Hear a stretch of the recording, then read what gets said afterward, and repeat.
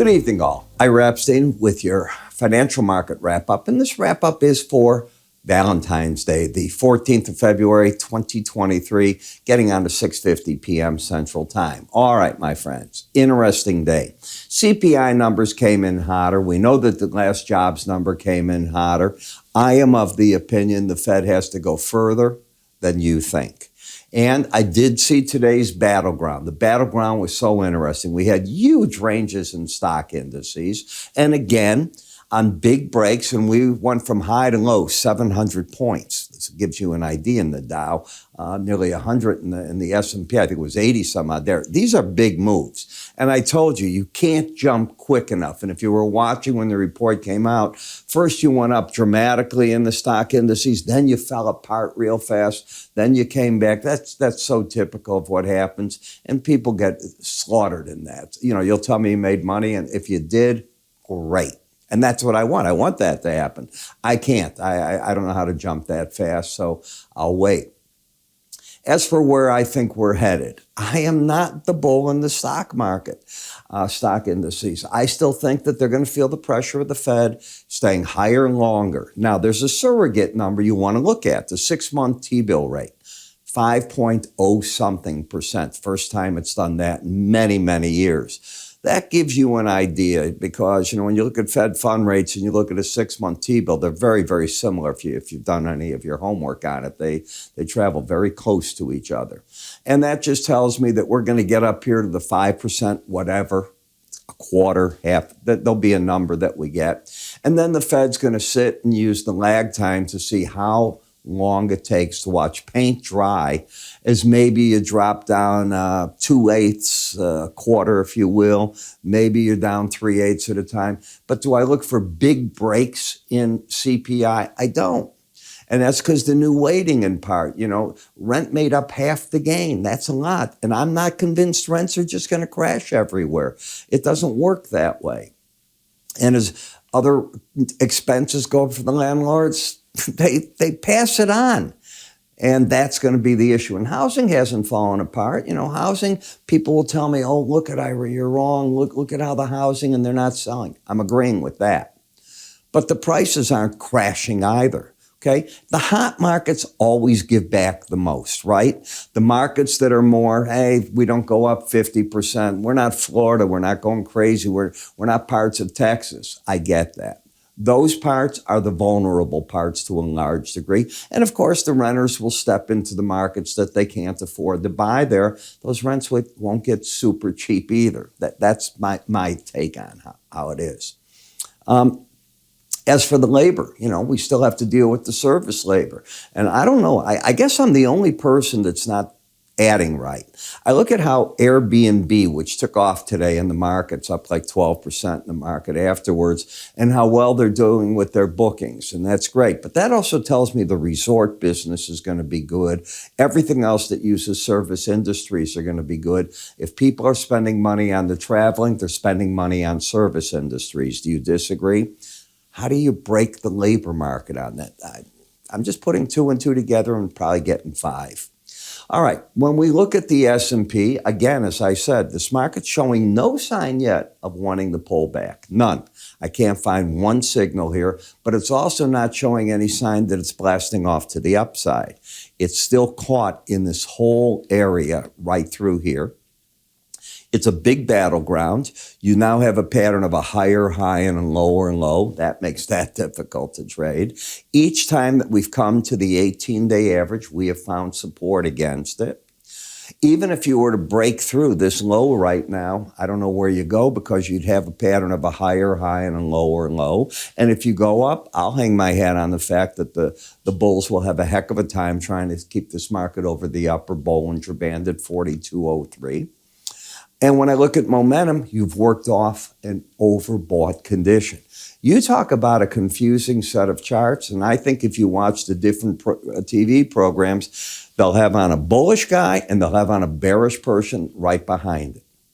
And you will get a Muhammad Al-Arian saying one thing, you'll get somebody else from Harvard, whatever, saying something completely different that they try to make it all fit. It's confusing. Okay. It'll straighten itself out, and that's because we're in a transition.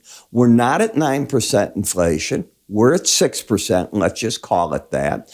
And we're in a gradual decline process, but that's also a word for sticky.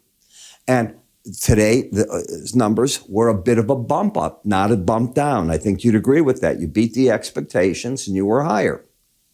Maybe next time you'll be down a bit. But that's the sticky part. You're no longer just collapsing each month. When you come to the NASDAQ, you have a pattern here where the market's trying to establish a downtrend. It needs to close under the 18-day average to do it.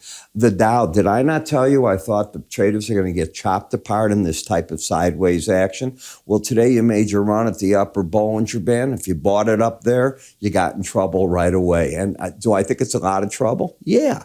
Look what happened. The people that went up there think, oh, it's going to break out. I'm getting up there to 340, 351. Well, right now you're at 340, 056. So you're out quite a bit of points, 300 points. That's a lot of money in this market. It's not a little bit of money. So just keep it in the back of your mind. That's why I say when you see these patterns and you're trying to get a breakout, it's too hard. Let it break out, then chase it. In the mini Russell, look at how this market's acting bearish. Now, if it gets underneath this number, it could have a bit of a problem. In fact, if it gets under today's low, I wouldn't be surprised if the market at that point tries to say maybe it's going to make its run right here. This market's in a downtrend, and it could be looking at the size of the range today. Let me give you this as to what I'm saying. Today's range size was big. It was 1964 to 1921.20, 40 points. You may not think that's super big. But if you take out that low, I think traders will have stops over today's highs. And what I think they'll try to do is see if that pushes the market, since you'd be back under the 18-day average to get any downside momentum. Let's talk about the upside, because I got to be fair here, right? If you take out this high, can you get a bull trend? No. You still have the lower low. Got it? So it's easier to be bearish on that chart than bullish if it's going to reverse. In the T-bond market, not surprised at all. You keep finding support where I tell you. The 100-day average, see the green, and the Bollinger Band. So if we come in and we back off here, this is today's action. Right, 126.14 was the low. The Bollinger Band, you can see where you're at, 126.17. You're right there, 126.23 in the 100-day average. You went right to those numbers and you held them just as it should on the first test. Now the question is, what do they want to do afterwards? In the 10-year notes, you're caught between the 100-day average and the Bollinger Band and whipping. And you've been doing it now 1, 2, 3 days in a row, whipping back and forth in there. But the trend is down. If the trend's down, interest rates are going higher. If interest rates are going higher, that's oftentimes supportive of the dollar. The dollar did slip back, and it made back those points and closed down for the day 0.125. All right. But it's unable to stay under the 18-day average, so it's keeping its upside bias. And I see what it's doing. It's caught between these different worlds. If the Fed keeps raising rates, well, does that hurt the economy? Is that really bullish the U.S. dollar? It's probably not. It's in that tit for tat. This is a hard market right now to figure out. And the euro is just a mirror image the other way of it. Higher lows, higher high, oversold. British pound. Market came all the way up, hit the 18-day average. They're looking at labor costs there. They're going to have to go, from the looks of it, for me, higher interest rates too. I don't see how they can possibly get away from it. The markets had an uptrend in a market that has downside bias since it's under the 18-day average. I teach in my full charting course. That's often where you go. And from that number, when you get there, it's like a pinball machine. Now it's a reset. What does it want to do next for a trend? In Bitcoin, you went down to the lower Bollinger Band. You've been finding support, but like we just looked at the Dow, this narrowness of the Bollinger Bands often leads to churning. It is something that smart traders, in my opinion, walk away from. All you start doing here is you don't make a trend. You want to see the churn for a while because it builds power in the market, and then it can break out one way or the other for the next trend. Brent versus WTI crude. Well, now we've got more oil coming from the U.S. I think it's the last thing that we should have been doing. I am so anti using our strategic reserves at this point in time. I don't know. I'm livid about it. We don't need to do this. Brent just hanging here with no trend at the 18-day average at both, the 100-day average in green and the 18-day average. And so are you in WTI. You haven't run up dramatically from here where you have to be releasing that oil. However, it's not the president's fault. I will defend him. This is something that was already on the books. I didn't know about that. When I was reading about it last night at dinner, I'm going, what the heck is this? And it took me by surprise. In the gasoline, this is exactly what I want. You came off the lows. Remember, I did my special energy report on gasoline back here. I said, I think you'll make your run here. Then you're going to spin around. And I'm still looking for the spring-summer demand to carry that market higher. You lost the embedded reading in nat gas. You went right to the 18-day average, and that's where on this leg it stops. It's now no longer embedded. It's working off an oversold condition, and we'll see what the next leg is going to be. But it's interesting. It's the first challenge that we've had. I got to take you back here into December. Isn't that amazing? The very first. So you've ended a down leg. That doesn't mean you can't have another one, but you've ended this particular phase of that, and that's how I'd be looking at it. Now, what do I think is going to be tomorrow? I think that you're going to see the traders can use this, the pivot points. I think they're going to come into play tomorrow.